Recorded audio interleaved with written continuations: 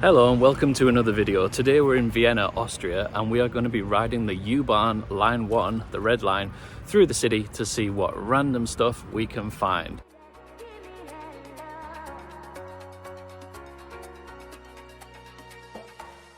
You can see the first station, Oberlaa, behind me. We're going to get on the train here and see what we can discover. U-Bahn, O-Bahn, U-Bahn, I think there's going to be various pronunciations throughout the video, but I'm blaming the heatwave. Anyway, let's get inside and get a ticket for this journey. Here's a quick map showing Vienna's transport system and the journey that we're going on today from the south of the city up to the northeast. As always, we need a ticket for the journey. I'm using a 72-hour ticket because I have 3 days to film in Vienna. The cost at the time of filming was €17.10 for the 3 days, so that's roughly €5 to €6 per day, which kind of puts it somewhere in the middle of Europe's metro systems, I would say. There are a variety of ticket types, so depending on where you're going and when you're going, make sure you select the best one for your journey. Let's head up the stairs and have a little look at the first station on the line. It's a nice covered station, but with the kind of half-open feel with the glass panels, but I was kind of distracted that there was something going on at the other side of the station, so I headed out the other side. Some nice glass walkways heading out of this end of the station and overlooking where the trains are housed when not in use. I've managed to make it look pretty quiet in the footage, but there were a lot of people walking out this way, which is why I was tempted to head out and see what was going on. So it's currently 33 degrees Celsius. Bit of a heat wave going on in Central Europe. I don't know what the humidity is, but quite high. There's a little bit of a breeze, but very sweaty and tiring for walking around. But this park is absolutely beautiful. And then there's some kind of spa pool complex thing that's sort of fenced off behind. I think that's what there was a massive queue for next to the subway station. You don't even know how much I just wanted to put down a towel and sunbathe for the rest of the day, but it probably wouldn't make a very interesting video, so we're going to head off to the next destination. You can see a map of the car park here with all the different things that are in it. Well worth a visit if you have more time. And then over the other side, as I said, there was a huge queue for some kind of thermal spa baths, which perfect again for a day like this. Here comes the train, so it's time to hop aboard for our journey north through Vienna. There was some debate in the comments on the Prague videos about pressing metro door buttons when the button lights up. I personally like to because it looks fun in videos and I just enjoy pressing them, so there. Anyway, we've got a seat, so let's get on with the journey. As you can see on the more detailed map, we're heading from Oberlaa in the south of the city to Leopoldau in the northeast of Vienna, heading through some of the main attractions on the way, a total journey of about 16.5 kilometers.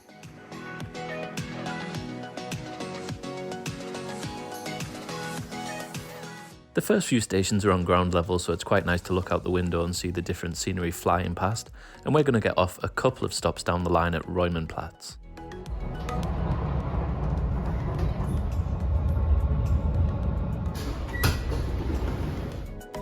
Here we are at our first stop, so let's go outside and see what the Reumannplatz area has to offer.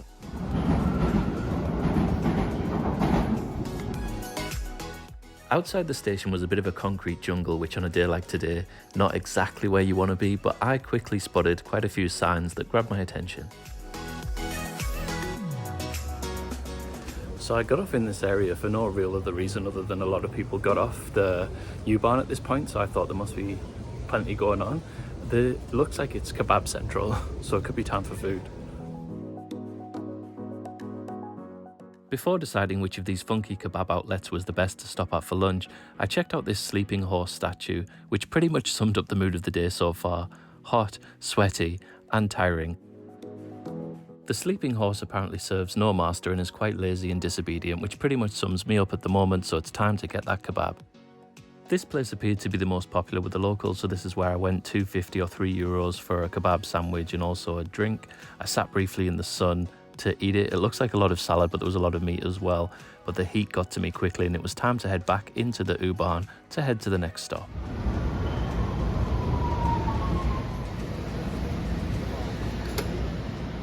And by the magic of video editing, here we are at Hauptbahnhof, the central station.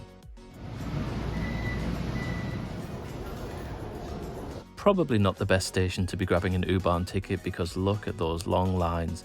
I think it's a bit of a myth that British people like queues and queuing. We have a specific set of rules for them, but we don't necessarily like to be in them. I certainly will avoid anywhere with queues as much as I possibly can. As you can see from the destination boards, there are a huge range of different places that you can travel to from here. It's actually Austria's biggest long-distance train station, catering to over 250,000 passengers a day. Here's a quick look at the outside of the station before we continue on foot to the next U-Bahn stop.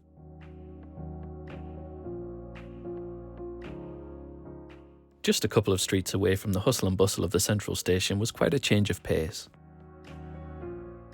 In St. Elisabethplatz we can find this beautiful church.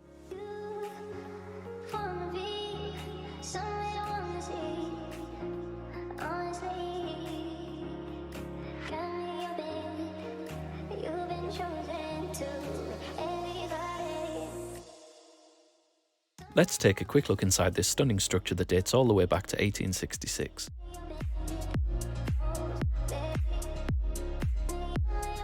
Wow, another beautiful church in Central Europe. Seems like they're everywhere. You just go down a random street and there's a fantastic, stunning church. You could hear a pin drop in there as well. I felt a bit bad filming.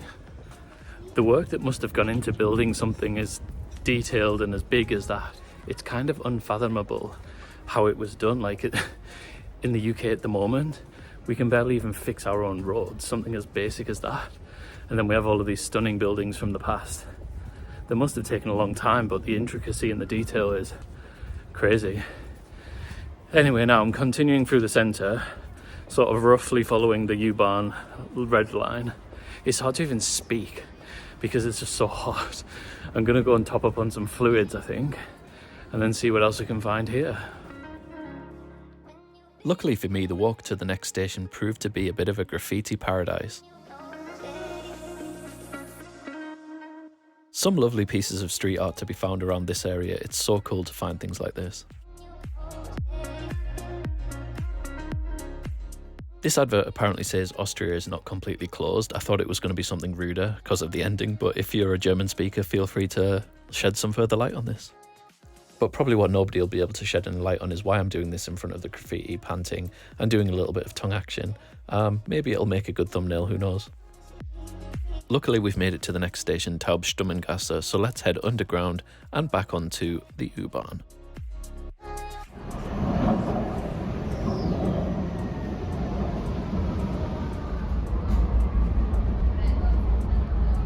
Here we are arriving at Stephansplatz. Named after St. Stephen's Church, Stephansplatz is right in the historic centre of Vienna. It's a great place for international shopping, restaurants, cafes, and just to generally hang out. But unfortunately, we don't have a lot of time to hang out here because it's time to get back onto the U-Bahn and continue our journey.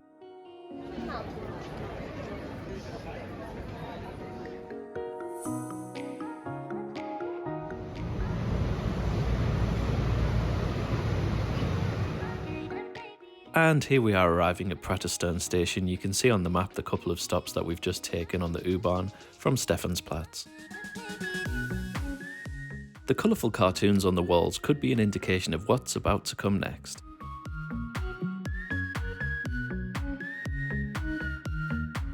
I'm on the outskirts of Prater Park here, but I've had to come and sit in the shade for a few minutes because it is absolutely exhausting.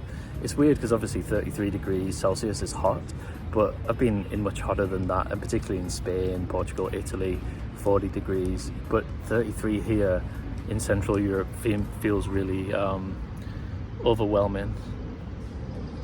Very oppressive is the word I wanted, oppressive, yeah. Okay, that's enough complaining about the heat and humidity. Let's get to the fairground. But not before a quick twirl through one of these handy spray showers. Entry to the park is free. You can just walk around and choose individually which rides you want to go on. Most of them are priced between around €3.50 and €5. Dominating the skyline from this particular entry point is one of the most iconic symbols of Vienna, the famous Ferris wheel. But today there's a ride that I'd much rather go on, and that is, you guessed it, the log flume. Further into the park there are many different types of rides, attractions, stalls, cafes, places for food. There's a lot of things to see and do. If there was somewhere on this journey that I could just stay for absolutely hours, it would definitely be here. But as usual, we've got a journey to get on with, so let's head out the other side of the park. Stopping briefly for an Instagram swirl around, not sure exactly what's going on here, but we love it.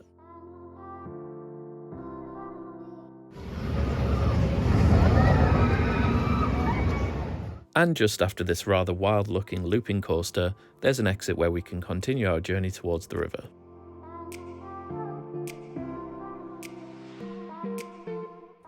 Well, I could have stayed a lot longer in Prater Park. I'm a big kid with stuff like that.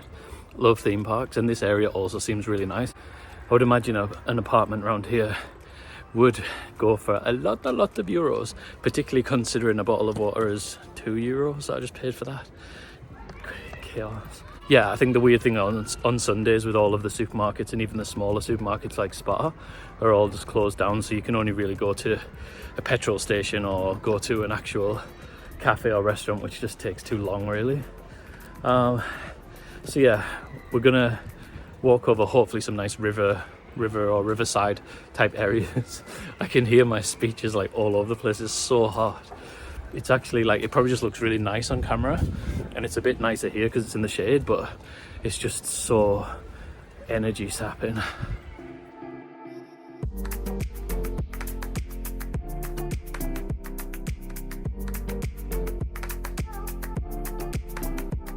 That was Vorgartenstrasse that we just passed, dangerously passed, because now we've got to get to the next one, which was the next station on the red line after Prater Park.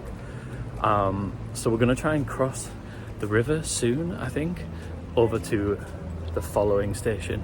Could be famous last words as soon as we get in the sun, but things are starting to cool ever so slightly. I mean, ever so slightly. Coming up to the banks of the River Danube, we can see the stunning St. Francis of Assisi church. I've got to say, for a city this size, Vienna is highly walkable, footpaths, cycle paths everywhere, including up the side of this bridge, which is going to lead us to the most interesting station on the line.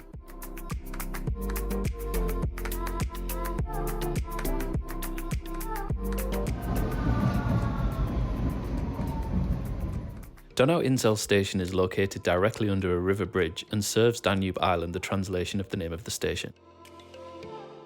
As you can see, the unique positioning of the station gives it fantastic views over the River Danube and also both banks. The kind of industrial, metallic looking design and the fact it just blends into the underside of the bridge with no barriers, you can just walk straight in right to the track, makes this station, for me, by far the coolest one on the line.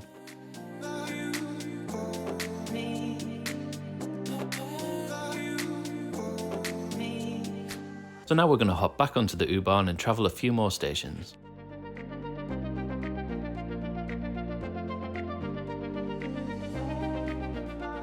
For those who hate the skipping of any stations, you can see some of them bathed in sunlight as we pass on the train. As we approach the last few stations on the line, the number of people on the train really starts to thin out.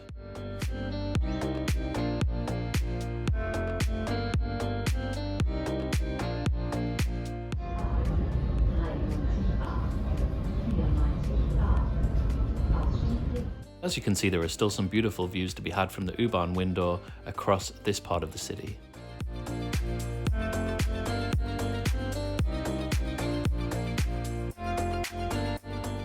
At this point I thought it was time to get off and have a look around one of the station areas, so we're getting off at Kagran.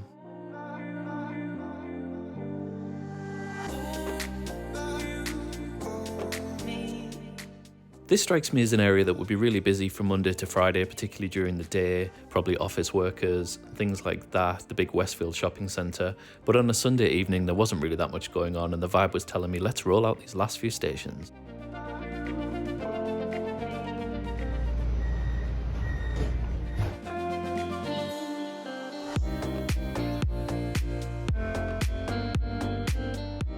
By now we're reaching a lot more residential areas. You can see plenty of apartment blocks out the window.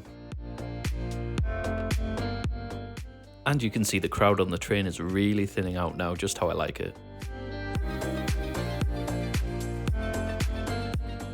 And by the time we get to the last couple of stations approaching Leopoldau, almost nobody left. Woohoo! After a long day travelling across Vienna on the U-Bahn's Red Line, here we are at the final station.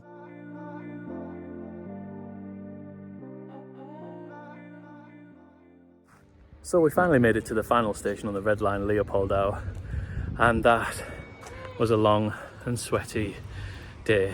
If you think I deserve a like for actually surviving 33 degrees and I don't know what percent humidity it was, please feel free to hit that button. Also, if you want to subscribe, it really helps the channel out if all of these numbers go up. Viewing time, likes, subscribes, comments. If you enjoyed it, please do all of that, and I will see you in the next video from Vienna.